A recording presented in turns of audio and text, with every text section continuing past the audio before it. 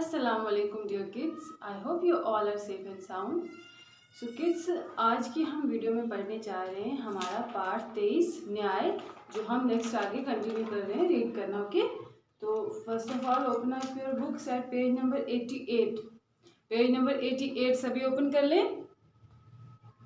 तो इससे पहले हमने क्या क्या रीड किया था एक बार उसको जल्दी से रिवाइज कर लेते हैं, फिर आगे जो है वो आज इंशाल्लाह इस चैप्टर को हम कंप्लीट करेंगे। ओके, तो इससे पहले हमने पढ़ा था कि एक जो व्यापारी वो बादशाह के पास आया न्याय मांगने के लिए। उसके साथ हुआ ये था कि जब वो यात्रा पे गया था और उसने अपनी एक धरोहर, एक कीमती सामान जो 1000 सोने की अशरफियाँ थी, एक काजी के पास रख के गया था। लेकिन जब वो वापस लौटा तो काजी ने उसको 1000 सोने की अशरफियों के बजाय क्या दिया था? चांदी के सिक्के। तो इसलिए वो बादशाह के पास इंसाफ के लिए आया था। तो बादशाह ने उसको इंसाफ दिलाने के लिए क्या किया? उसने अपना जो एक जोड़ा मंगवाया एक अपने उससे सर्वेंट से, और उस जोड़े में क्या किया, उस जोड़े के साथ जो पगड़ी थी उसमें सुराख कर दिया। और फिर जो उसका वो दरोगा था वो डर गया, उसने क्या किया, उस सुराख को जाके रफू कराया। और इस तरह से बादशाह को उस रफूगर का पता चला। और फिर उसने रफूगर से सीधा सीधा पूछ लिया कि तुमने, कोई काजी तुम्हारे पास आया था एक थैली सिलवाने के लिए, तुमने उसको भी रफू किया था? तो उसने वो मान लिया था कि हाँ, मेरे पास एक ऐसा बंदा आया था।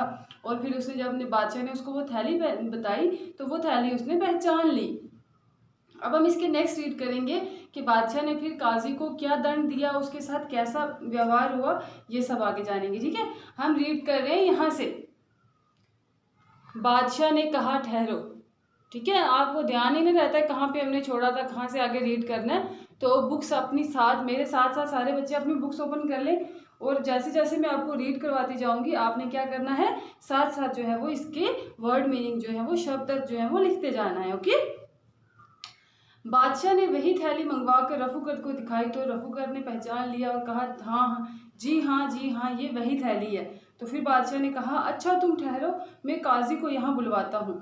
तो बादशाह ने फिर क्या कहा कि तुम यहीं पे ठहरो, मैं काजी को तुम्हारे मुंह के सामने लाऊंगा और फिर तुम बताना कि काजी के सामने ये सारी बातें जो है वो कबूल करना।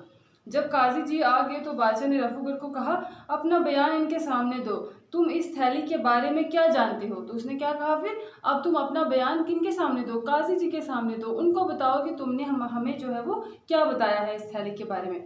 रफूगर ने कहा, काजी जी ने पिछले महीने चांदी के सिक्कों से भरी ये थैली मुझे खुद दी थी और कहा था कि किसी नौकर की मूर्खता से ये ऊपर से गिरकर फट गई है। यह थैली एक व्यक्ति की धरोहर है, इसलिए अच्छा रफू होना चाहिए। जब मैंने बारीक रफू किया तो काजी जी बहुत प्रसन्न हुए, मुझे मजदूरी भी दी और पुरस्कार भी। हाँ, इसमें तो रफूगर की चांदी ही चांदी होगी, उसको हर तरफ से पुरस्कार मिल रहे हैं। तो कहता है फिर क्या हुआ, जब काजी ने, रफूगर ने उनको पूरी बात ये सुनाई कि काजी जी पिछले महीने मेरे पास आए थे इस थैली को लेके, और मुझे उन्होंने क्या एक्सक्यूज़ दिया था, क्या बहाना बताया था कि मेरे किसी नौकर की मूर्खता, मतलब उसकी किसी बेवकूफ़ी की वजह से ये थैली जो है वो छत से या अलमारी से नीचे गिर गई है, इसलिए ये फट गई है। तो अब तुम्हें इससे अच्छा से सील दो, क्योंकि ये किसी की धरोहर है, किसी की अमानत है, तो मुझे उसको वापस लौटानी है। तो इसलिए जो रफूगर था उस बेचारे ने तो उसको मतलब वही सच माना जो काजी ने उसको बताया। तो इसलिए उसने जो है वो अच्छा सा रफू करके दिया। फिर काजी ने भी उसको जो है मजदूरी भी दी और पुरस्कार भी दिया। तब बादशाह ने काजी से कहा, अब आप 1000 अशरफियाँ जल्द से जल्द दीजिए जो आपने धरोहर में से डकार ली हैं। आपने सम्मुख सच्चाई आपके सम्मुख सच्चाई प्रकट हो गई है, जाइए अभी अशरफियाँ लेकर आइए। तो बादशाह ने अब काजी को क्या कहा कि जल्दी जाओ, तुमने ये जो अशरफियाँ उसकी डकार ली हैं, मतलब हड़प ली हैं, मतलब अपने पास जो रख ली हैं धोखा देके, वो जल्दी से सामने ले आओ, क्योंकि अब सारी सच्चाई जो है वो तुम्हारे सामने आ गई है और हमारे भी सामने आ गई है। काजी जी के साथ एक सिपाही उनके घर भेजा गया और उन्होंने फ़ौरन 1000 अशरफियाँ गिन कर दे दी। कहते फिर काजी के साथ क्या था, अब तो उस पर यकीन नहीं ना रहा, क्योंकि उसके ऊपर से जो बादशाह का भरोसा था वो उठ गया, उसको वो अकेला नहीं भेज सकता था। इसलिए उसने क्या किया, उसके साथ अपना एक सिपाही भेजा जो काजी के साथ उसके घर गया और वहाँ से 1000 गिन कर जो अशरफियाँ थी वो लाई। इस प्रकार बादशाह ने अशरफियाँ व्यापारी को दिला दी और काजी के विरुद्ध निर्णय किया कि इस बेईमान को दरिया में फेंक दिया जाए, क्योंकि ये अमीन नहीं है, ये अमानत में खयानत करता है। देखो बादशाह ने उसको क्या दंड दिया, क्या सजा दी। पहले तो उसने व्यापारी को वो अशरफियाँ लुटा दी। अब विरुद्ध विरुद्ध मतलब खिलाफ, यहाँ पे आया ना, काजी के विरुद्ध निर्णय दिया गया। काजी के विरुद्ध मतलब उनके खिलाफ निर्णय मतलब फैसला, ये फैसला लिया गया उनके खिलाफ कि उन्होंने कहा कि इस बेईमान को, क्योंकि इसका कोई ईमान नहीं है, इसने क्या किया, लोगों की अमानत में खयानत की है, तो इसको दरिया में जो है वो फेंक दिया जाए। जब काजी को दरिया में फेंका जाने लगा तो वह बहुत गिड़गिड़ाया, तौबा करने लगा। कहते फिर उन्हें पूरी तैयारी कर ली उसको दरिया में फेंकने की, तो उसने बहुत माफ़ी मांगी, बहुत गिड़गिड़ाया, परंतु अब नेक्स्ट पेज पे आ जाओ। अब क्या होना था, उसे दरिया में फेंक दिया गया। वह तैरना नहीं जानता था, कई डुबकियां लेकर वह बहुत सा पानी पीकर मर गया। अब काजी के साथ क्या हुआ, उसने अमानत में खयानत की, तो तब ऐसे वाले आजकल वाले रूल तो होते नहीं थे कि मतलब कोर्ट में जाएंगे, वहाँ पे सज़ा होगी, कई महीने लग जाएंगे। बादशाह का जो फैसला होता था वो टू द पॉइंट होता था, वो उसी वक्त फैसला सुना देता था और उसी वक्त जो है वो सज़ा भी हो जाती थी उसको। तो कहते हैं उन्होंने उसको बहुत ज़्यादा वो गिड़गिड़ाया, लेकिन काजी को माफ़ी नहीं मिली, उसको दरिया में फेंक दिया गया। अब काजी को तैरना नहीं आता था तो वो पानी में डूब के मर गया। बादशाह एक मनुष्य था, काजी की चोरी की बात वह बिना उपाय नहीं जान सकता था।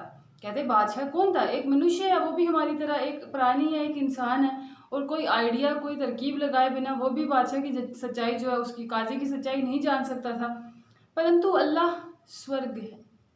अब अल्लाह क्या है, स्वर्ग, मतलब वो हर जगह मौजूद है, सर्वव्यापी है, उसको सब का पता है, वह खुली और छिपी हर बात को जानता है, वह हमारी हर बात को जानता है, जो हम दुनिया के सामने करते हैं और जब हम अकेले में भी करते हैं वो भी उसको पता है। जिस दिन अल्लाह न्याय के लिए बैठेगा और लोगों को उनके किए हुए कर्मों का फल देगा, उस दिन उसकी पकड़ से कोई न बच सकेगा।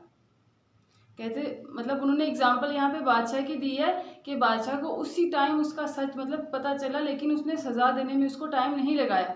अल्लाह को हमारे सारे सच पता है, लेकिन फिर भी वो हमारे साथ कोई बुरा नहीं होने देते।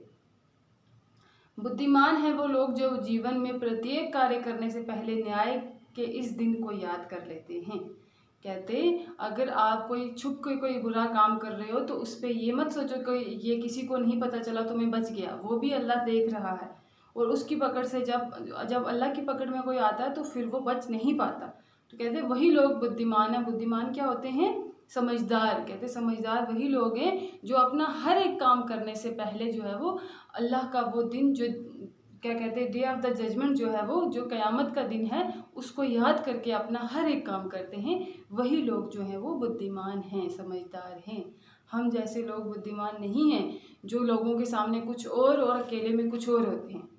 तो इसलिए इस कहानी से हमें यही सीख मिलती है बच्चों कि हमें हमारा हर एक काम अपने इस्लाम को, अपने नबी को, अपने अल्लाह को सामने रख के करना चाहिए। ठीक है, तो यहाँ होगी आज हमारी ये स्टोरी फिनिश।